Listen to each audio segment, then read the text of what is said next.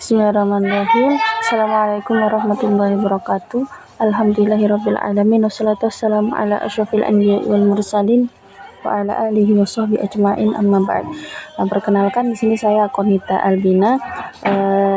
Di sini saya diberi kesempatan untuk mempresentasikan sebuah materi dengan judul citasi, footnote, dan daftar pustaka dari mata kuliah bahasa Indonesia yang dibimbing oleh Pak Abdul Kafi Amrullah SPDI MPDI. Jadi langsung saja, citasi. Apa itu citasi? Citasi menurut KBBI adalah kutipan atau referensi dalam sebuah karya ilmiah ketulisan lain yang diambil dari buku, makalah, atau sumber lain. Sedangkan arti kutipan merupakan pengambil alihan satu kalimat atau lebih dari karya tulisan lain untuk tujuan ilustrasi atau memperkokoh argumen dalam tulisan sendiri.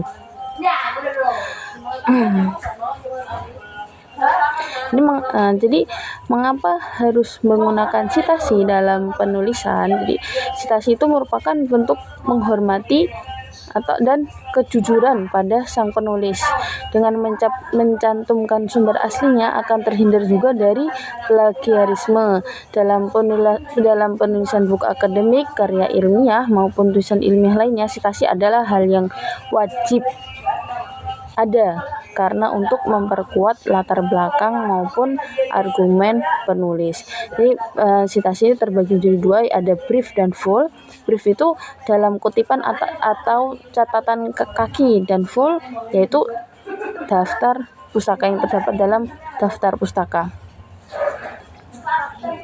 Jenis-jenis citasi. Jadi citasi dibagi beberapa jenis berdasarkan gaya penulisannya. Ketika hendak menentukan gaya penulisan yang akan digunakan, hal ini penting untuk diperhatikan sebagai konsistensi gaya penulisan.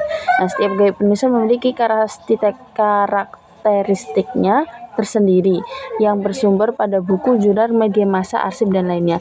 Yaitu ada 3, ada citasi APA, American Psychological Association, kemudian citasi MLA, Modern Language Association, dan Chicago and Turabian Style. Jadi saya jelaskan masing-masing. Jadi citasi APA atau gaya American Psychological Association itu gaya ini mencantumkan 3 jenis informasi untuk dimasukkan dalam kutipan. Nama belakang penulis dan tanggal publikasi karya harus selalu muncul, dan elemen ini harus sama persis dengan entry yang sesuai dalam daftar referensi. Kemudian informasi ketiga adalah nomor halaman. Contohnya seperti itu, ada pengarang, tahun, sama nomor halamannya. Sukamto, terus tahun publikasi karya itu 2006, terus nomor halamannya tuh page 34. Kemudian yang kedua adalah citasi MLA. MLA paling banyak diterapkan dalam bidang seni dan humaniora, khususnya dalam studi bahasa Inggris, studi literatur lain, termasuk literatur komparatif atau kritik sastra dalam bahasa lain selain bahasa Inggris atau bisa disebut bahasa asing, dan beberapa studi interdisipliner. Nah, format dari citasi MLA itu ada nama depan penulis 1, nama depan dan nama depan penulis 2, dan nama akhir, judul artikel, judul jurnal, volume, isu atau tahunnya, dan halamannya. Itu contohnya salah ya, ntar saya berikan contoh yang benarnya. Kemudian Chicago and Turabian Style. Nah, gaya kutipan ini menggabungkan aturan tata bahasa dan tata bahasa umumnya dalam bahasa Inggris Amerika. Biasanya gaya Chicago menyajikan 2 sistem citasi dasar yang pemilihannya sering tergantung pada materi pelajaran dan sifat sumber yang dikutip. Nah, format penulisan daftar pustaka dengan gaya Chicago itu nama penulis, judul artikel, nama jurnal, nomor jurnal, dan nomor halaman. Contohnya ada di bawah ini. Kemudian selanjutnya adalah footnote. kan tadi sudah sitasi, kemudian sekarang footnote. Dalam bahasa Indonesia, footnote berarti catatan kaki. Nah, kalau menurut KBPI artinya adalah catatan kaki, yaitu berupa keterangan yang dicantumkan di margin bawah halaman buku untuk menambah rujukan uraian dari naskah pokok. Tujuannya untuk mempermudah penulis dalam merapikan hasil tulis serta pembaca lebih mudah mengetahui sumber referensinya. Kalau misalnya di buku gitu kan paling bagian bawah ntar biasanya kayak ada nyelip tulisan kecil gitu ntar. Nah, itu namanya footnote.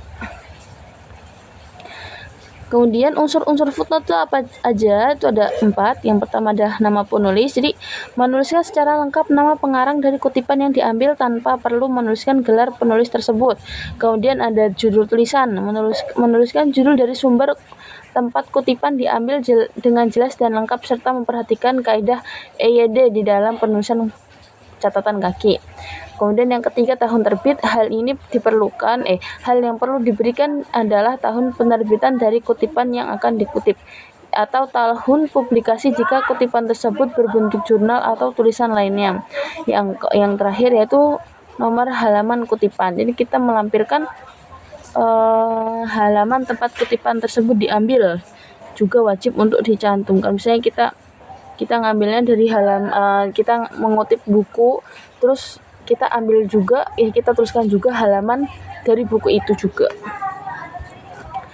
Kemudian selanjutnya contoh footnote-nya. Yang pertama contoh footnote dalam buku itu seperti itu ya. Biasanya itu ada di bagian bawah bukunya. Ada tanda satu kecil di atas sebelum kutipannya.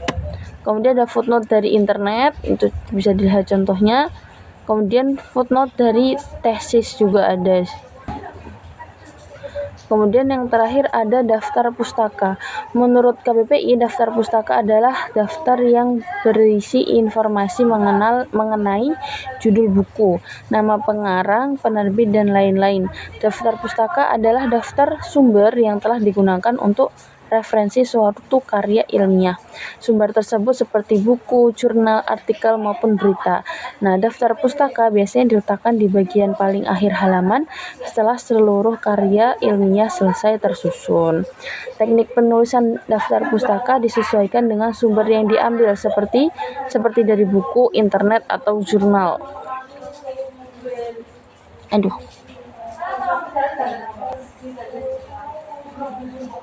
Nah, unsur-unsur daftar pustaka itu ada nama pengarang. Yang pertama ada nama pengarang. Untuk penulisan nama pengarang itu yang pertama, nama belakang ditulis duluan. Nama belakang dan nama depan dituliskan dengan tanda koma. Dipisahkan dengan tanda koma.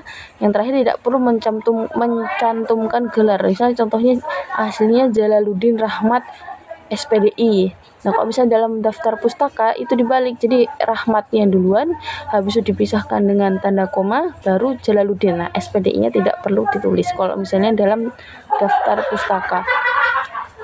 Kemudian untuk penulisan dengan 3 pengarang, maka penulis pertama ditulis dengan ketentuan awal yang tadi itu nama depan dan belakangnya dibalik. Kemudian nama kedua ditulis dengan normal. Contohnya itu ada tadi Rahmat, Jalaluddin, dan Selo Sumarjan. Itu Selo Sumarjannya tidak perlu dibalik dan dipisahkan dengan tanda koma. Kemudian jika pengarang lebih dari 3, maka pengarang pertama seperti format penulisan yang tadi tuh nama depan belakang dibalik kemudian dipisahkan dengan koma, kemudian ditambahkan dengan singkatan DKK. Itu contoh Rahmat, Jalaluddin, DKK, dan kawan-kawan. Nah, kemudian selanjutnya unsur daftar pustaka ada tahun terbit. Jadi mencantumkan tahun terbitan dengan tanda kurung dan diakhiri titik lagi. Itu contohnya Jalaluddin, Rahmat, titik 2000 tanda kurung 2007 kemudian titik. Kemudian judul buku ditulis dengan garis miring kemudian diakhiri dengan titik.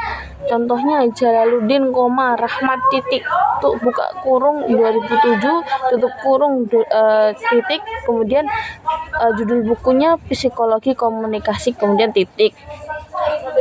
Selanjutnya ada tempat terbit. Jadi untuk penulisannya ditambah titik 2 setelah nama kota penerbitan. Setelah menulis tempat kotanya nama kotanya diletakkan .2.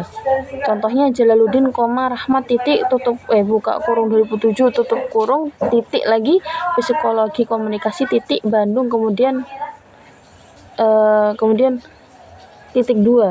Cuma itu nggak ketulis, maaf. Kemudian yang terakhir ada nama penerbit. Jadi penulisan nama penerbit yang tercantum di buku. Jadi ditulis juga. Contohnya nih Jalaluddin, Rahmat buka kurung 2007 tutup kurung psikologi komunikasi Bandung kemudian .2 kemudian nama penerbitnya Remaja Rosda Karya, contohnya seperti itu. Jadi kesimpulannya adalah tujuan dari ketiganya tadi, citasi, footnote dan daftar pustaka itu untuk menghindari plagiasi, memperkuat tujuan tulisan ilmiah, mempermudah pembaca dalam memeriksa sumber-sumber tersebut. Sekiranya itu saja dari saya. Ntar insyaallah akan ada tutorial bagaimana cara mudah bagi kita untuk menuliskan citasi, footnote, dan daftar pustaka dengan menggunakan Mendeley. Untuk Mendeley ini saya akan memakai Mendeley reference ya, karena itu disesuaikan dengan wordnya kita. Kalau misalnya wordnya dia terbitan 2016 ke atas, dia pakainya Mendeley reference. Oke. Lanjut untuk video selanjutnya insyaallah menyusul. Sekian dari saya. Kalau mau ada yang ditanyakan bisa kita diskusikan nanti di grup. Wassalamualaikum warahmatullahi wabarakatuh.